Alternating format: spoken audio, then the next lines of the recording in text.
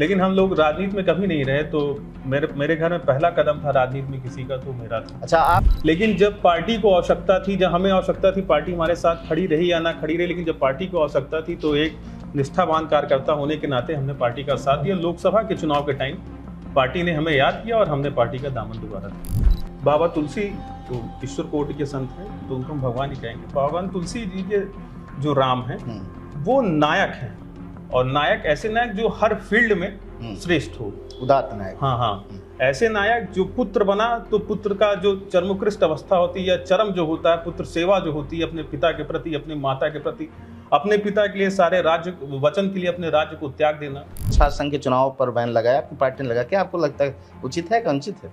नहीं, ये तो अगर निष्पक्ष बोला जाए और एक क्षत्रिय होने के नाते और राम भक्त होने के नाते मैं यही कहूंगा, ये गलत है। गलत है। आप मानते हैं कि छात्र संघ चुनाव बहाल किए जाएं? छात्र संघ चुनाव बहाल किए जाएं, इसमें युवाओं को अवसर मिलता है। देख रहा हूँ अधिकतर लोग जो है अपने जिले के डिस्ट्रिक्ट मजिस्ट्रेट या कप्तान को ही साहब करके जो है एमएलए हो चाहे एमपी हो बात करते हैं। वो अपने अधिकार को खुद ही नहीं जान रहे कि हमारा अधिकार क्या है। वहाँ पे अगर हनुमान जी को देखा जाए तो वानर समाज से आते हैं, हनुमान भी राम दरबार में जो है आपको देखने को मिलेंगे भगवान के पास, और हर जात निषाद राज भी रहे उनके दरबार में आते थे। तो जाते जाते अपने गढ़वारा जो नगर पंचायत के लोग हैं उनसे कुछ कहना चाहेंगे? नहीं, उनसे हम बस यही कहेंगे जैसे आपने साथ दिया है वैसे साथ देते रहिएगा, और अपना सफर लंबा है और आपका ये बेटा, आपका भाई हर सुख दुख में आपके साथ है, बस अपना प्रेम बनाए रखिए। नमस्कार, अनादि टीवी के खास प्रोग्राम नेता हम ही हैं कल के कार्यक्रम में आज हमारे बीच मेहमान हैं सचिन सिंह सोलू। सचिन सिंह सोलू प्रतापगढ़ पृष्ठभूमि से आते हैं। गढ़वारा वहाँ पर एक नगर पंचायत है जो अभी नवनिर्मित हुई है, वहाँ पर इन्होंने भारतीय जनता पार्टी से टिकट मांगा अध्यक्ष पद की दावेदारी के लिए। टिकट नहीं मिला तो आज़ाद उम्मीदवार के तौर पर ये खुद उतरे, लेकिन इनकी उम्र कुछ महीनों से कम पड़ गई, लिहाजा इन्होंने अपने माताजी को चुनाव मैदान में उतारा और अप्रत्याशित तरीके से पहली गेंद पे छक्का यानी कि जीत दर्ज कर ली। जीतने के बाद इन्होंने भारतीय जनता पार्टी ज्वाइन की। क्या कुछ कहानी रही सचिन जी ये? जी, आप सभी को मेरा प्रणाम। अनादि टीवी को बहुत बहुत धन्यवाद इस बात के लिए कि हम हैं नेता कल के, उसमें युवाओं को पर आगे बढ़ाया जा रहा है, इसके लिए बहुत बहुत साधुवाद उनको। और मैं बताना चाहूँगा कि मेरी माताजी नगर पंचायत अध्यक्ष हैं अभी, और हमने टिकट मांगा था भाजपा से क्योंकि हमारी विचारधारा इस संघ से जुड़ी हुई थी, हम लोग शुरू से जी। बाबा भी हमारे संघ से ही थे। लेकिन हम लोग राजनीति में कभी नहीं रहे, तो मेरे घर में पहला कदम था राजनीति में किसी का, तो मेरा था। अच्छा, आप अपने घर में राजनीति में आने वाले पहले व्यक्ति जी। तो था, फिर टिकट मांगा गया लेकिन टिकट मिल नहीं पाया, तो फिर निर्दलीय चुनाव लड़ा गया और जनता के आशीर्वाद से उनका स्नेह मिला हमें, और हम आज माताजी हमारी जो है नगर पंचायत अध्यक्ष हुई। हमारे 2 महीने उम्र कम पड़ गई थी। जब पर्चा भरा जा रहा था तो पता चला कि चेयरमैन का चुनाव लड़ने के लिए, अध्यक्ष का चुनाव लड़ने के लिए किसी टाउन एरिया नगर निगम या पालिका का आपकी उम्र 30 वर्ष होनी चाहिए। 30 वर्ष। हाँ, तो हमारी 2 महीने उम्र कम पड़ गई, और सामान्य सीट थी, महिला सीट भी नहीं थी। सामान्य सीट पे माताजी को लड़ाया गया, जनता ने हमारे फेस पे आशीर्वाद अपना दिया और आज माताजी अध्यक्ष। अच्छा, आपने भारतीय जनता पार्टी के उम्मीदवार को ही हराया होगा? जी, भारतीय जनता पार्टी के उम्मीदवार हमसे तकरीबन 1000 कुछ वोटों से पीछे रहे। अच्छा, जब आप जो है भारतीय जनता पार्टी आपने ज्वाइन किया तो ये बात अंदर खानी हुई नहीं कि आपने हमारी प्रत्याशी को हरा दिया? नहीं, देखिए, शुरू में जो है कुछ विरोध रहे हैं, लेकिन बाद में समय लगता है किसी घाव को भरने में, और आज ऐसा नहीं है कि कोई विरोध हो। और चीज़ें रहीं कि जो है भाजपा को हरा के आए हैं, फिर पार्टी का विरोध किया है, इन्होंने विरोध करके चुनाव लड़ा है। लेकिन जब पार्टी को आवश्यकता थी, जब हमें आवश्यकता थी, पार्टी हमारे साथ खड़ी रही या ना खड़ी रही, लेकिन जब पार्टी को आवश्यकता थी तो एक निष्ठावान कार्यकर्ता होने के नाते हमने पार्टी का साथ दिया। लोकसभा के चुनाव के टाइम पार्टी ने हमें याद किया और हमने पार्टी का दामन दोबारा थामा। अच्छा, ये बताइए, जैसे आजकल राजनीति में युवाओं का जो प्रवेश हो रहा है या राजनीति को लेकर युवा वर्ग की जो एक सोच है वो थोड़ा सा कुछ अलग हटके है। राजनीति में शुचिता, पारदर्शिता, इसकी जो है थोड़ा सा कमी देखी जा रही है। आपने इस क्षेत्र को क्यों चुन लिया?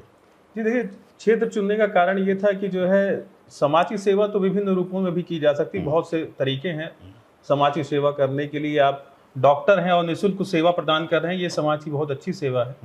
लेकिन कई बार होता है कि जब सरकार में कोई आप किसी माध्यम से एंट्री करिए और उसमें एंट्री करने के बाद कई चीज़ों में परिवर्तन जो सिर्फ सरकार ही कर सकती है या उसकी बॉडी से जुड़ के ही आप उसमें कार्य कर सकते हैं। तो कुछ हमारी इच्छाएं ऐसी ही थी कि जो है क्यों ना इसमें एंट्री की जाए और कहते हैं नाला गंदा है, नाला में लेकिन गंदा सफाई तभी की जा सकती है। राजनीति लोग कहते हैं, हम लोग बचपन से सुनते आ रहे हैं कि राजनीति में हमारे माता पिताजी भी कहा करते थे राजनीति में मत जाना बेटा, राजनीति गंदी।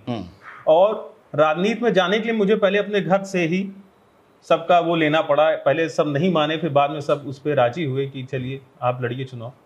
फिर उसके बाद आज लड़े, फिर ये चीज़ें हुई कि राजनीति में जाना इसलिए पड़ गया कि अगर इसमें नहीं जाएंगे तो सफाई कैसे होगी। वैसे कहते हैं ना कि अगर एक सही आदमी अपना सही कदम सही समय पर ना उठाए तो आप उसको ब्लेम नहीं कर सकते हैं कि मान लीजिए जैसे आप ध्यान कीजिए भीष्म पितामह अगर चाहते तो जो है चीरहरण रुक सकता था, लेकिन उनका मौन जो है महाभारत को जन्म दिया।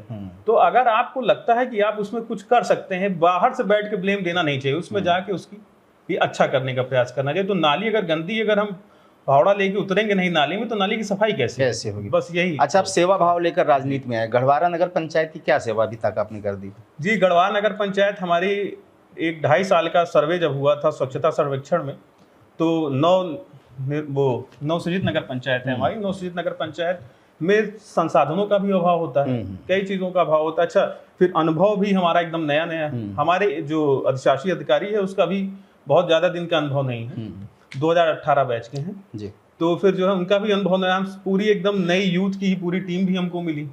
लेकिन हम लोगों ने अभी स्वच्छता सर्वेक्षण में हमारी गढ़वाल टाउन एरिया तकरीबन 4000 पूरे भारत में निकाय हैं। अच्छा। नगर पालिका, नगर निगम और नगर पंचायतों को जोड़ के तकरीबन 4000 है जी। उन 4000 में गढ़वारा हमारी 444वें स्थान पे आई और पूरे प्रतापगढ़ में हम जो है दूसरे स्थान पे आए, जबकि नगर पालिका और अन्य नगर पंचायतें जो हमसे पूर्व में बनी है, कुंडा हो गई, लाल अरे वो बाबा क्या कहते हैं, फिर अभी ये हुई क्या कहते हैं सिटी हो गई, और ये क्या अंतु हो गई, ऐसी नगर पंचायतें हमारे जो प्रतापगढ़ की हैं वो जो है हमसे काफी पीछे रही। हमसे नंबर आगे जो एक नंबर थी वो लालगंज थी, वो माननीय प्रमोद जी के नेतृत्व में वो चलती है। अच्छा जी। सुना है कि आपने वहां पर भगवान राम की कोई मूर्ति भी लगवाई है?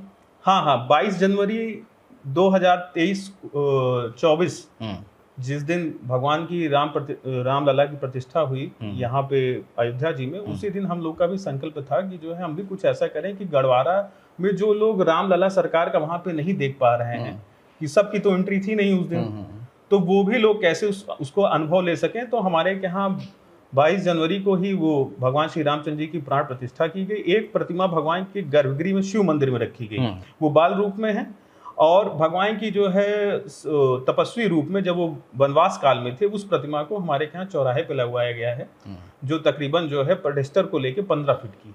अच्छा हाँ, उसी दिन किया। लोगों में ये भाव भी जगह की लग रहा था वहाँ पे जो लोग मौजूद थे कि उनको लग रहा था कि हम अयोध्या में दूसरे दिन लोगों ने अपनी विचार रखे, तो पता चला। अच्छा, तो धर्म और अध्यात्म में रुचि रखते हैं? जी बिल्कुल रखते हैं। तो तुलसीदास जी के राम, उनके लिए राजनीति क्या थी उनके समय में? उनके जरिए जो तुलसीदास जी ने वर्णित किया है रामचरितमानस में, तो तुलसी के राम जो है वो कैसे राजनीतिज्ञ हैं, कैसे राजा थे? जी देखिए, जो भगवान बाबा तुलसी ईश्वर कोटि के संत हैं, तो उनको हम भगवान ही कहेंगे। भगवान तुलसी जी के जो राम हैं वो नायक हैं, और नायक ऐसे नायक जो हर फील्ड में श्रेष्ठ हो, उदात्त नायक। हाँ, ऐसे नायक जो पुत्र बना तो पुत्र का जो चरमोत्कृष्ट अवस्था होती है या चरम जो होता है, पुत्र सेवा जो होती है अपने पिता के प्रति, अपने माता के प्रति, अपने पिता के लिए सारे राज्य वचन के लिए अपने राज्य को त्याग देना, पुत्र धर्म का पालन करना, फिर भ्रातृ धर्म का पालन करना, एक पति धर्म का पालन करना, माता सीता के अतिरिक्त, जबकि वो चक्रवर्ती सम्राट थे, वो चाहते तो जो है जब माता सीता चली गई थी, वो यशोमेघ यज्ञ जब उन्होंने किया, वो चाहते दूसरी शादी कर ले, लेकिन माता सीता की स्थान पे माता सीता की ही प्रतिमा को रख के उन्होंने यज्ञ को किया, वो और नहीं किया। जबकि आज देखिए इस समय समाज में इतने ज्यादा गिरावट आ चुकी है कि लोग थोड़ा सा ही पद पाके जो है कोई दूसरा पति बना ले रहा है, कोई दूसरी पत्नी बना ले रहा है, ये चीजें देखने को नहीं। ये तो हुई उनके जो है धार्मिक और सामाजिक जीवन के आदर्श के प्रति आपकी बात। मैं राम को राजा के रूप में आप कैसे देखते हैं? जैसे आप राजनीति में आए हैं, तो भगवान राम को राजनीतिक रूप से कैसे देखते हो? कैसे शासक प्रशासक थे? तुलसीदास जी ने उनका जो एक चरित्र गढ़ा है, उसमें राजनीति में या राजा के रूप में राम का चरित्र आपको कैसा लगता है? उनसे क्या अच्छी चीज वो समझते हैं, आप सीखते हैं कि राम से ये सीखना चाहिए? के लिए जो भगवान श्री राम जी हैं, और अगर आप उनको नेता की तरह बात करते हैं कि उस समय के श्रेष्ठ सर्वोच्च पद पे वो आसीन थे भगवान श्री राम जी, जब राम राजा हाँ, बने राम राज्य बने, तो बाबा तुलसी ने लिखा है, राम राज बैठे त्रैलोका, हर्षित भय गए सब सोका। राम के लिए सर्वप्रथम और सब कुछ था तो उनकी प्रजा रही। उसी प्रजा के लिए, उस प्रजा के मन में शंका पैदा हुई कि सीता इतने दिन लंका में रहे, वो सीता उनको छोड़ गए। लोग कहते हैं राम ने त्याग किया था, राम ने कभी त्याग नहीं किया सीता का। माता सीता को जब पता चला कि मेरे बारे में लोग ऐसा कहें तो मेरे पति के ऊपर ऐसे इल्जाम लग रहे हैं, तो उनका राजपाट में हो सकता है मन उखड़े, क्योंकि वो अपने अग्नि परीक्षा दे चुकी थी, प्रजारंजन के लिए। उन्होंने राम जी के पास से जाना निश्चित किया और वहां से छोड़ के वन को चली गई। लेकिन राम ने उस प्रजा को कभी नहीं छोड़ा, जिस प्रजा ने उनकी पत्नी के ऊपर इल्जाम लगाया, सब कुछ लगाया, और राम ने अपना सर्वोच्च जो सबसे अच्छा उदाहरण प्रस्तुत किया कि जो है प्रजा के लिए वो सब कुछ त्यागने को तैयार थे। राम की जो प्रजा है उसमें, इसीलिए बाबा तुलसी ने लिखा, राम राज बैठे त्रैलोका, हर्षित भय गए सब सोका। और उस राम की आप सबसे बड़ी बात देखिए, उसमें सभी जीवों का, सभी जाति धर्म का बराबर सम्मान रहा है। वहां पे अगर हनुमान जी को देखा जाए तो वानर समाज से आते हैं, हनुमान भी राम दरबार में जो है आपको देखने को मिलेंगे भगवान के पास। और हर जात निषाद राज भी रहे, उनके दरबार में आते थे। तो हर जाति धर्म का बराबर सम्मान रहा है। और राम जिस चीज को दिखा, जिस मानवता को प्रस्तुत करना चाहते थे, आज लोग जाति धर्म के नाम पे बट रहे हैं। लेकिन जो अधिकतर आप सुनते होंगे, लोग कहते हैं रामचरितमानस फाड़ रहे हैं। और समाजवादी पार्टी के नेता भी रहे हैं जो पूर्व में उन्होंने मानस को फाड़ा, मानस के बारे में गलत टिप्पणियां भी की। स्वामी प्रसाद मौर्य जी, उन्होंने राम को जाना ही नहीं। राम सबरी की जूठी बैर खा रहे हैं, निषाद राज को गले लगा रहे हैं, कोल भीलों के साथ बैठते हैं, बानरों के साथ मतगणना करते हैं। ऐसा कौन सा पुरुष आज के समय में है, या ऐसा कौन सा नेता है जो इस तरह रहता हो? भाई फोटो खिंचाने और दिखाने में फर्क है, लेकिन राम ने जिस चीज को प्रस्तुत किया वो कोई प्रस्तुत नहीं कर पाया। और चाहे गांधी जी रहे हों, चाहे आज हमारे यशस्वी प्रधानमंत्री जी हों, सबकी कल्पना सिर्फ राम राज्य की। अच्छा, आप भारतीय जनता पार्टी से हैं और भारतीय जनता पार्टी लगातार एक शब्द जो है दोहराती है, राम राज्य। जी जी। तो राम राज्य की जो संकल्पना भारतीय जनता पार्टी की, उसको किस रूप में आप देख रहे हैं? समाज में इस वक्त चाहे आप शिक्षा, स्वास्थ्य, सड़क, परिवहन या फिर जो है कानून व्यवस्था, इन तमाम सारी चीज़ों को लेके, गरीबी, महंगाई, बेरोजगारी, भ्रष्टाचार वगैरह, मतलब जितने भी मुद्दे हैं, क्या आपको लगता है कि भारतीय जनता पार्टी की सरकार केंद्र और राज्य में जो है वो क्या राम राज्य की तरफ बढ़ रही है, या फिर जहां है वहीं? नहीं, निसंदेह बढ़ रही है राम राज्य की तरफ। देखिए, जो है पूर्व में जो सरकारें रही हैं उस समय माफिया राज हुआ करता था। ऐसा राज हुआ करता था कि शाम के 10 बजे के बाद जो है आपके साथ कब छिनैती हो जाए, या आपके साथ कब फोन पे वसूली का फोन आ जाए, तो लोग, व्यापारी डरा करते थे। आज व्यापारी अपना निश्चिंत होकर घर जाते हैं, अपना व्यवसाय कर रहे हैं। कोई ऐसी अगर बात होती है तो या तो उनको लंगड़ा कर दिया जाता है, या तो इनकाउंटर हो जाता है ऐसे अपराधियों का। तो निसंदेह महाराज बैठे हैं इस समय मुख्यमंत्री के रूप में, योगी जी। राम राज बैठे त्रैलोका, हर्षित भय गए सब सोका। बहुत अच्छा चल रहा है, प्रयास है, 100% अपना पार्टी प्रयास कर रही है। और मुझे पूरी उम्मीद है, हम सबको उम्मीद है कि जो जिस राम राज्य की परिकल्पना की जा रही है, हम उसके निकट जा रहे हैं। अच्छा, एक बात बताइए, आप भारतीय जनता पार्टी हैं, तो फिर मेरा सवाल आपसे दोबारा है, छात्र राजनीति को राजनीति की नर्सरी माना जाता था, और आपकी सरकार ने ही छात्र राजनीति बंद कर दी, छात्र संघ के चुनाव बंद कर दिए। जैसा आप बताएं, आप छात्र राजनीति से आए हैं, आप सीधे सीधे आए हैं? नहीं, हम सीधे ही आए हैं। लेकिन ये छात्र राजनीति जो बंद की गई है, छात्र संघ के चुनाव पर बैन लगाया, आपकी पार्टी ने लगा, क्या आपको लगता है उचित है कि अनुचित है? नहीं, ये तो अगर निष्पक्ष बोला जाए, और एक क्षत्रिय होने के नाते और राम भक्त होने के नाते मैं यही कहूंगा, ये गलत है। आप मानते हैं कि छात्र संघ चुनाव बहाल किए जाएं? छात्र संघ चुनाव बहाल किए जाएं, इसमें युवाओं को अवसर मिलता है, और ऐसे लोगों को अवसर मिलता है जो नीचे तबके से आके अपने जो है सामर्थ्य को दिखाकर राजनीति में एंट्री करते थे। छात्र संघ ने कई प्रधानमंत्री दिए, Chandrashekhar Singh ji, former prime minister हमारे, जो है अच्छे नेता। अच्छा, छात्र राजनीति से जो यूथ निकल के आता था, आप उसके अंदर एक चीज देखेंगे, वो बहुत धाकड़ हुआ करता था। अधिकारी से बात कैसे की जाती, आज के समय में मतलब मैं देख रहा हूं, अधिकतर लोग जो है अपने जिले के डिस्ट्रिक्ट मजिस्ट्रेट या कप्तान को ही साहब करके जो है, एमएलए हो चाहे एमपी हो, बात करते हैं। वो अपने अधिकार को खुद ही नहीं जान रहे कि हमारा अधिकार क्या है। तो ये छात्र राजनीति में सीखने को जो मिलता था, जो नर्सरी होती थी, उसमें तो सीखने को ही मिलता था कि हमारा अधिकार क्या। अच्छा, और युवा एक अगर आगे बढ़ के जाता है राजनीति में, तो आप देखिए हमेशा जो है क्रांति हुई है। और हमारे आज पूर्व में भी जितनी भी क्रांतियां हुई हैं, चाहे आप छत्रपति शिवाजी महाराज, महाराणा प्रताप, भगवान श्री कृष्ण से आप ले लीजिए, राम जी को भी ले लीजिए, जितने भी हुए सब ये युवा अवस्था में जो है क्रांतियां की। अंग्रेजी में कहावत है कि everything that is great has been done by youth. एक बात और आप बताइए जरा कि नेता हम ही हैं कल की ये कार्यक्रम है, जी जी, हम आपसे ये जानना चाहेंगे कि अब आगे क्या? नहीं, अब हमारा प्रयत्न है, अपना 100% अपने क्षेत्र में दे रहे हैं, और अगर जनता वहाँ की चाहेगी तो आगे बड़ा चुनाव लड़ा जाएगा। अगर ईश्वर चाहेंगे, ईश्वर हमारे, देखिए ईश्वर के ही भरोसे हम चुनाव लड़े थे, क्योंकि निर्दलीय थे, तो ईश्वर के अलावा मेरा कोई और जनता ने जो साथ दिया ईश्वर की कृपा से, उसके द्वारा ही हम अध्यक्ष के रूप में हमारी माता जी बनी। तो अगर जनता चाहेगी तो 100% है, चुनाव लड़ेंगे आगे का 27 का। अच्छा, भारतीय जनता पार्टी का केंद्र में और राज्य में दोनों जगह सरकारें का सिस्टम, ऐसे में आजाद उम्मीदवार के तौर पर आप जीते कैसे? ये एक बड़ा मतलब पहेली है, मतलब चमत्कार ही कर दिया अपने एक तरीके से। हाँ, ये तो है कि हमारा जो बहुत सारे लोग बोलते हैं सिस्टम के चुनाव होते हैं। हाँ। तो ऐसे में जैसे जिला पंचायत, नगर पंचायत और भी तमाम सारे पंचायत इलेक्शन में लोग बोलते हैं कि सरकार की बॉडी इन्वॉल्व रहती है, मतलब क्या है कैसे, लेकिन ये कि फिर भी भाजपा शासित प्रदेश में भाजपा की कैंडिडेट को आप एक निर्दलीय उम्मीदवार के रूप में हरा कराते हैं। जी जी। तो ये क्रांति, ये जो एक अनहोनी टाइप में हुई, ये कैसे किया आपने? नहीं, इसके लिए देखिए जो है जनता का बहुत बहुत धन्यवाद है, और उसके लिए मैं एक धन्यवाद देना चाहूँगा माननीय मुख्यमंत्री जी को, और तत्कालीन हमारे यहाँ के जो कप्तान और जो है डिस्ट्रिक्ट मजिस्ट्रेट, अच्छा, उन्होंने चुनाव को बहुत ही निष्पक्ष रूप से कराया।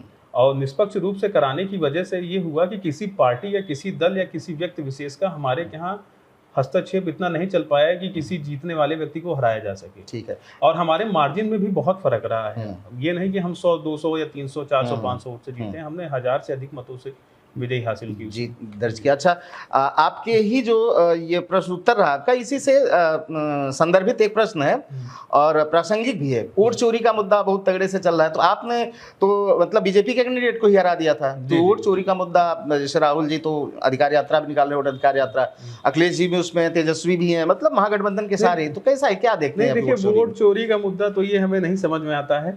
कई बार ऐसा होता है कि कोई व्यक्ति यहाँ पे पता चला लखनऊ में निवास कर रहा है और उसका क्षेत्र मान लीजिए जो है आपका सीतापुर हो या हरदोई, तो दोनों जगह उसका निर्वाचन लिस्ट में नाम है, निर्वाचन आयोग, तो उसमें वोट चोरी, उसमें जिसका 2 जगह नाम है वहां एक जगह नाम का, भाई मत तो आपको एक ही जगह देने का अधिकार है।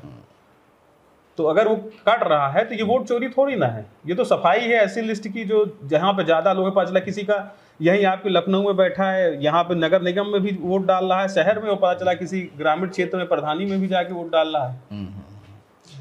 चलिए, बहुत बेबाकी से आपने बात किया, और अब जाते जाते अपने गढ़वारा जो नगर पंचायत के लोग हैं, जी, उनसे कुछ कहना चाहेंगे? नहीं, उनसे हम बस यही कहेंगे, जैसे आपने साथ दिया है वैसे साथ देते रहिएगा, और अपना सफर लंबा है, और आपका ये बेटा, आपका भाई हर सुख दुख में आपके साथ है, बस अपना प्रेम बनाए रखिए, यही कहना चाहेंगे। नेता हम ही हैं कल के इस कार्यक्रम में आज हमारे मेहमान थे सचिन सिंह सोलू, जिन्होंने बहुत बेबाकी से अपनी सारी बातें कही, साथ में उन्होंने सरकार की एक आलोचना भी की, और वो आलोचना सही मुद्दे पे की कि छात्र संघ चुनाव बहाल किए जाएं, क्योंकि छात्र संघ जो है वो राजनीति की नर्सरी है, बहुत सारे प्रधानमंत्री दिए छात्र संघ ने, और साथ ही इन्होंने बेबाकी से हर प्रश्न का उत्तर दिया। बहुत बहुत धन्यवाद आपको, शुभकामनाएं। फिर मिलते हैं किसी और अतिथि के साथ नेता हम ही हैं कल के कार्यक्रम में। दीजिए इजाजत, नमस्कार।